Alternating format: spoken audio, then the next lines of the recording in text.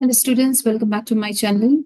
So in the previous session, we have started a new chapter, that is chapter 16, Internet and Open Source. In today's session 2, we will be discussing briefly about few topics. Those are www, Telnet, web browser, web server, web pages, and URL and domain names. So let us start with www, that is our World Wide Web. So the World Wide Web is a set of protocols. Now, what are these protocols? Protocols are nothing but a set of rules, which we have already studied in the previous lesson, okay, that allows you to access any document on the net through naming system based on URLs. Okay, so about these naming system also we had discussed when we were discussing about the chapter networking concept. If you have not seen that, I request you to go back and finish that chapter and then come back to this, because all these abbreviations, what more things we are looking here, everything has been discussed in the previous chapter.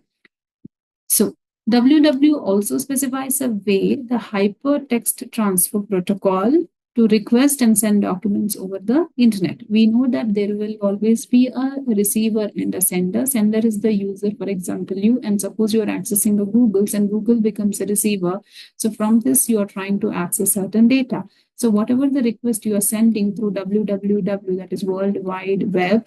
So World Wide Web uses these HTTP, that is Hypertext Transfer Protocol, in order to receive the request as well as to send back the request, whatever you are asking for.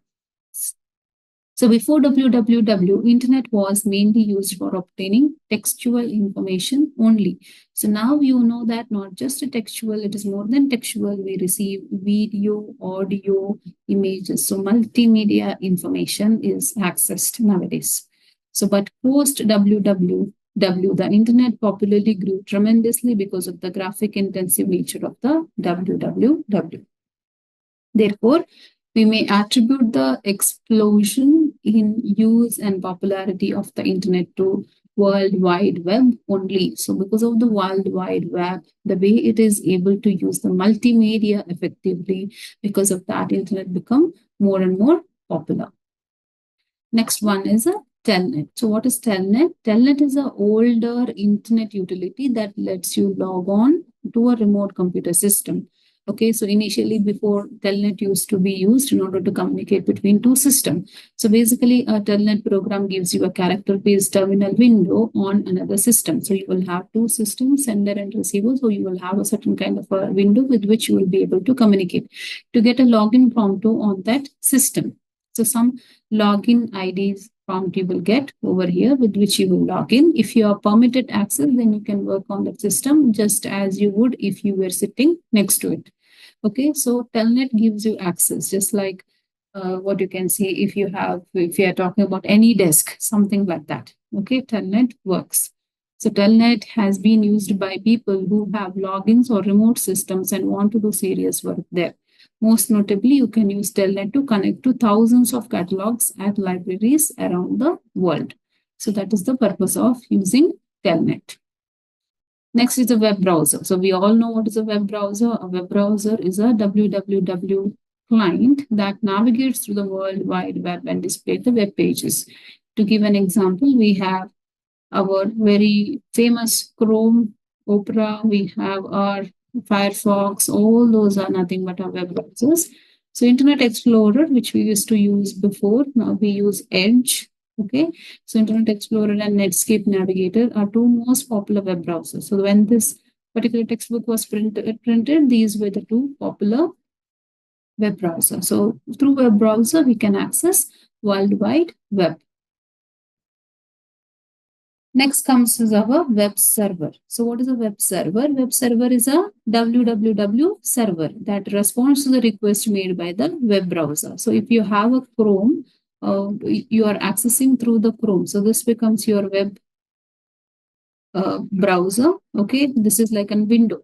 This you can compare it like a door open to our World Wide Web. So there will be data, there will be server of this will be available somewhere. So through this, you will be accessing the data. That data will be sent back. This uses HTTP. So web browser, this web browser is like a window or a gate through your system with which you will be able to access the server. That server is nothing but a web server. where we will have all the data, and your www will be responding through that. So each website has a unique address called as a URL, that is Uniform Resource Locator. For example, if you're talking about Google, you will have www.google.in or whichever, depending on that. Like that, you will have different website names you would have observed.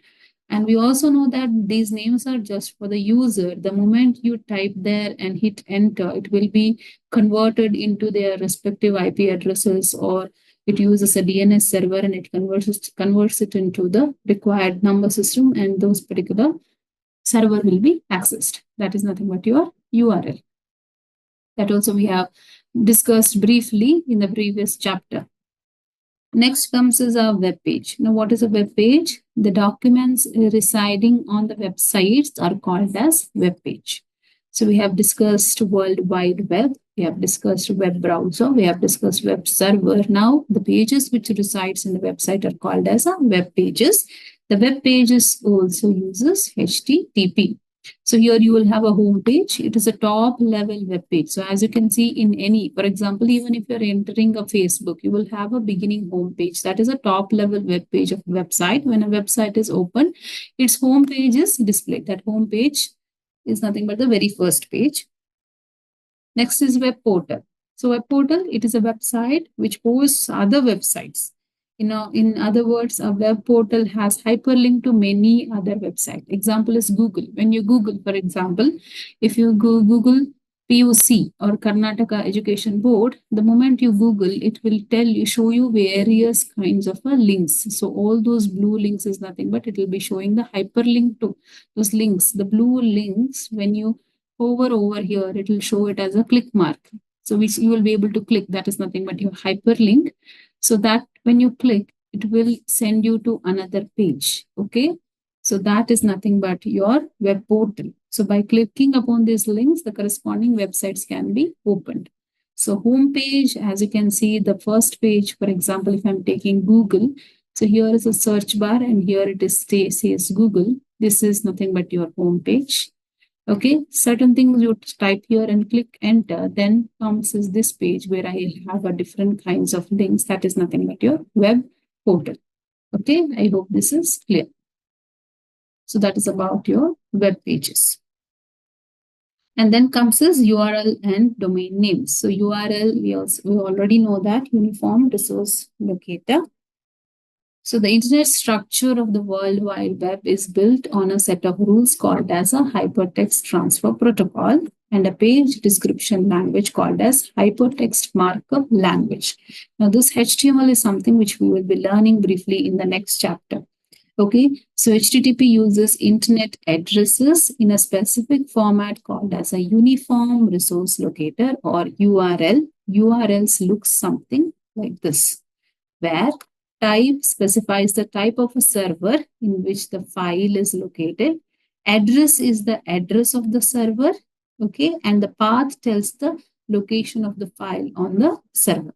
Okay, example, http://ncycle.msn.com getinfo styles.asp.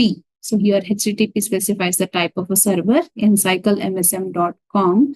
This refers to the address of the server, and getinfo style.asp is the path of the file, styles.asp. So here basically I'm trying to access the file which is styles.asp, which is available in this address inside this particular address.